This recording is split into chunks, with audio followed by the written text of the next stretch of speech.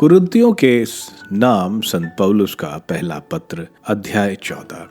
पवित्र आत्मा के वरदानों द्वारा आध्यात्मिक निर्माण। आप सबसे पहले भातृ प्रेम की साधना करें। आप आध्यात्मिक वरदानों की, विशेष रूप से भविष्यवाणी के वरदानों की अभिलाषा किया करें, क्योंकि जो अपरिचित भाषा में बोलता है वह मनुष्यों से नहीं बल्कि ईश्वर से बोलता है। उसे कोई नहीं समझता, वह आत्मा से प्रेरित होकर रहस्यमय बातें करता है। किंतु जो भविष्यवाणी करता है वह मनुष्यों से आध्यात्मिक निर्माण, प्रोत्साहन और सांत्वना की बातें करता है। जो अपरिचित भाषा में बोलता है वह अपना ही आध्यात्मिक निर्माण करता है, किंतु जो भविष्यवाणी करता है वह कलीसिया का आध्यात्मिक निर्माण करता है। मैं तो चाहता हूँ कि आप सबको भाषाओं का वरदान मिले, किंतु इससे अधिक यह चाहता हूँ कि आपको भविष्यवाणी का वरदान मिले।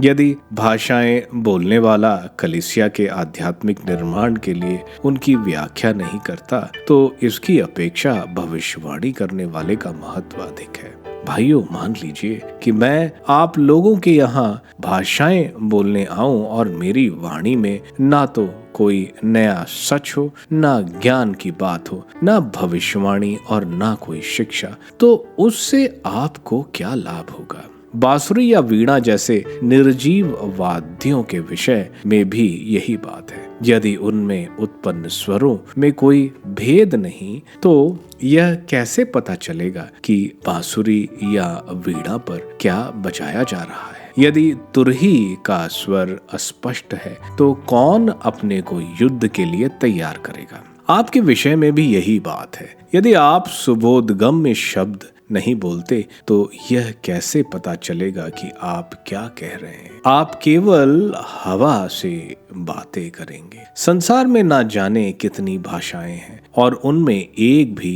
निरर्थक नहीं। यदि मैं किसी भाषा का अर्थ नहीं जानता तो मैं बोलने वाले के लिए परदेसी हूँ और बोलने वाला मेरे लिए परदेसी है। आपके विषय में भी यही बात है। आप लोग आध्यात्मिक वरदानों की अभिलाषा करते हैं, इसलिए ऐसे वरदानों से संपन्न होने का प्रयत्न करें जो कलीसिया के आध्यात्मिक निर्माण में सहायक हो। अपरिचित भाषा बोलने वाला प्रार्थना करे जिससे उसको व्याख्या करने का वरदान भी मिल जाए, क्योंकि यदि मैं किसी अपरिचित भाषा में प्रार्थना करता हूँ तो मेरी आत्मा प्रार्थना करती है, किंतु मेरी बुद्धि निष्क्रिय है। तो क्या करना चाहिए? मैं अपनी आत्मा से प्रार्थना करूंगा और अपनी बुद्धि से भी। मैं अपनी आत्मा से गीत गाऊंगा और अपनी बुद्धि से भी। यदि आप आत्मा से अविष्ट होकर ईश्वर की स्तुति करते हैं तो वहां उपस्थित साधारण व्यक्ति आपका धन्यवाद सुनकर कैसे आमीन कह सकता है? वह यह भी नहीं जानता कि आप क्या कह रहे हैं। आपका धन्यवाद भले ही सुंदर हो,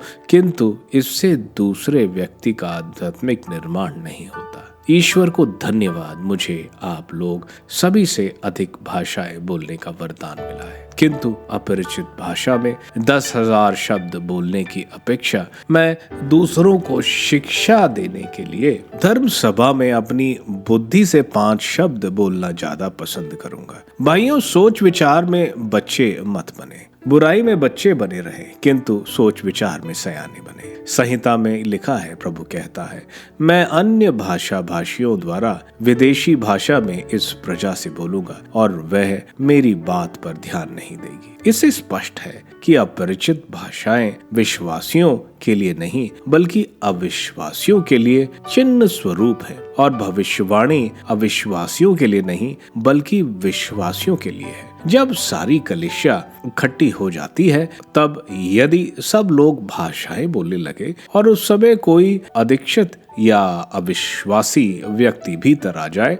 तो क्या वह यह नहीं कहेंगे कि आप प्रलाप कर रहे हैं? परंतु यदि सब भविष्यवाणी करें और कोई अविश्वासी या अदीक्षित व्यक्ति भीतर आ जाए, तो वह उसकी बातों से प्रभावित होकर अपने को पापी समझेगा और अपने अंतःकरण की जांच करेगा। उसके हृदय के रहस्य प्रकट हो जाएंगे। वह मुंह के बल गिरकर ईश्वर की आराधना करेगा और यह स्वीकार करेगा कि ईश्वर वास्तव में आप लोगों के बीच विद्यमान है। धर्म सभा के लिए नियम। भाइयों, इसका निष्कर्ष क्या है? जब जब आप लोग सभा करते हैं तो क्या भजन सुनाता है, कोई शिक्षा देता है, कोई अपने पर प्रकट किया हुआ सत्य बताता है, कोई अपरिचित भाषा बोलता है और कोई उसकी व्याख्या करता है।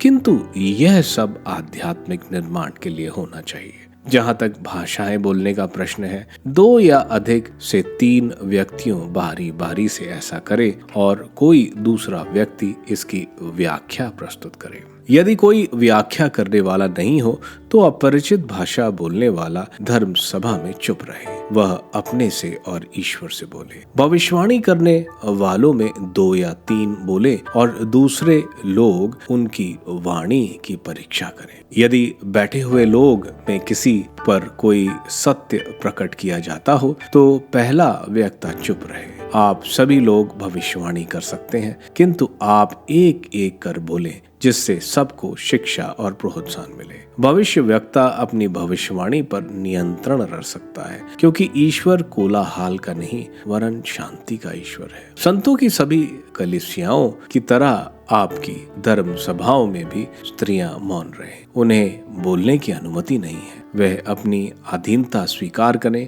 जैसा कि संहिता कहती है। यदि वे किसी बात की जानकारी प्राप्त करना चाहती है तो वे घर में अपने पतियों से पूछे। धर्म सभा में बोलना स्त्रियों के लिए लज्जा की बात है। क्या ईश्वर का वचन आप लोगों के यहाँ से फैला या केवल आप लोगों तक पहुँचा है? यदि कोई समझता है कि भविष्यवाणी या अन्य आध्यात्मिक वरदानों से संपन्न है तो वह यह अच्छी तरह जान ले कि जो कुछ आप लोगों को लिख रहा हूँ वह प्रभु का आदेश है। यदि कोई यह अस्वीकार करता है तो वह प्रभु द्वारा अस्वीकार किया जाता है। भाइयों, निष्कर्ष ये है, आप भविष्यवाणी के वरदान की अभिलाषा करें, किंतु किसी को भाषाएं बोलने से ना रोकें। सब कुछ उचित और व्यवस्थित रूप से किया जाए।